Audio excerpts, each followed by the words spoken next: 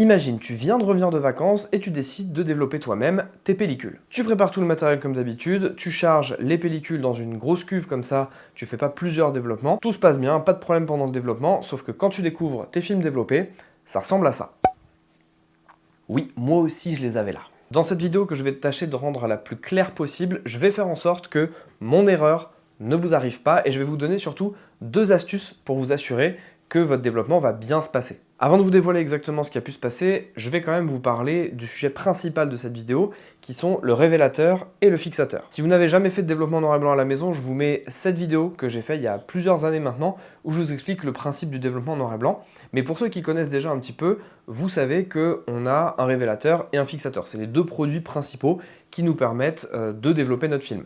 Le révélateur, le premier produit, c'est celui qui va révéler, comme son nom l'indique, les grains d'argent qui ont été exposés à la lumière. Mais si on n'utilise que le révélateur, le problème c'est qu'on n'aura pas arrêté la réaction chimique qui fait que le film est sensible à la lumière, et c'est pour ça qu'on utilise un deuxième produit qui est le fixateur. Le fixateur, comme son nom l'indique, permet de fixer les grains d'argent qui ont été développés et d'évacuer les grains d'argent qui finalement n'ont pas reçu beaucoup de lumière et qui du coup n'ont pas lieu de rester sur la pellicule à la fin du développement. Et le plus important là-dedans, c'est vraiment de faire ça dans l'ordre, révélateur plus fixateur, parce que si vous inversez les produits, personnellement ça m'est jamais arrivé, mais ça peut vous arriver sur une erreur d'inattention, c'est que en fait, en faisant ça, vous allez évacuer tous les grains d'argent avant même d'avoir pu les révéler. C'est quand même un peu con. Mais si je reviens à mon problème initial, je vous rappelle que mes films sont sortis totalement transparents, alors que pourtant j'avais mis le révélateur avant le fixateur, ça je peux vous l'assurer. Ce que je vous ai pas dit, c'est que le révélateur que j'ai utilisé était périmé depuis quasiment 2 ans et demi. Alors pour la plupart des révélateurs sous forme liquide, en général, faut quand même pas faire ça, hein. C'est pas du tout conseillé. Les produits sont pas du tout prévus pour qu'ils se conservent aussi longtemps.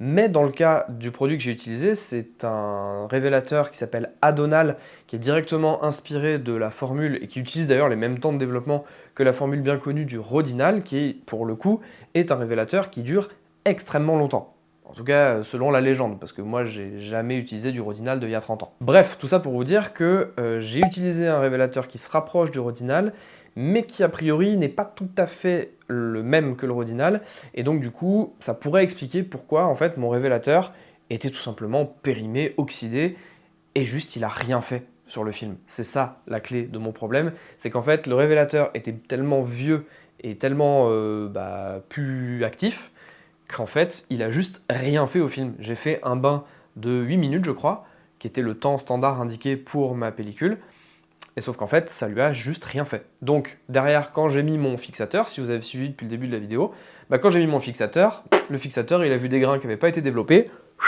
il a tout dégagé, et je me suis retrouvé avec des films transparents. Adieu mes photos de vacances. Pour vous prémunir de ce genre d'erreur, c'est là que j'en viens au cœur de la vidéo et des 2 astuces que je voudrais vous partager, c'est que vous pouvez faire des tests, et là j'ai clairement manqué de vigilance de mon côté parce que j'aurais dû faire ces tests avec un révélateur qui était aussi vieux. En fait, ces 2 astuces, c'est le même test que vous allez faire, mais sur le révélateur et le fixateur.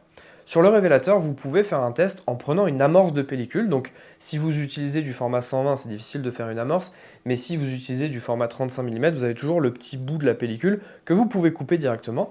Ce bout de pellicule, il aura forcément été exposé à la lumière. Ce petit bout d'amorce, quand vous le plongez dans du révélateur, vous pouvez le mettre dans du révélateur pur, hein, un petit échantillon que vous mettez au fond d'une éprouvette graduée par exemple, et bien en fait vous allez vous rendre compte que très rapidement, votre film va noircir.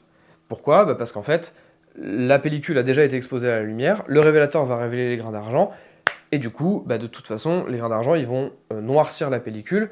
Il n'y aura pas de nécessité d'évacuer avec du fixateur ou quoi que ce soit, puisque de toute façon, tous les grains d'argent ont été exposés à la lumière, ils vont noircir, et ils ne seront pas évacués si vous mettez du fixateur derrière. Comme ça, vous vous rendez compte si, normalement, en 1 ou 2 minutes, vous commencez déjà à avoir un vrai noircissement, et là, vous pouvez vous dire, bon, ok, mon révélateur, il fonctionne et il fait quelque chose au film. A l'inverse, vous pouvez aussi tester votre fixateur, parce que là, c'est pas le problème que j'ai eu, mon fixateur était bon, mais si jamais vous avez un fixateur qui est un peu vieux et que vous voulez tester si le fixateur a quand même du pouvoir de fixation, justement, et bien vous prenez la même chose, vous prenez votre amorce de pellicule, pas la même que vous avez plongée dans le révélateur, mais une nouvelle, et vous recoupez un petit bout de pellicule, vous le mettez dans votre éprouvette avec un fond de fixateur, soit pur, soit directement dilué, et devinez quoi, vous allez récupérer un bout de pellicule totalement transparent.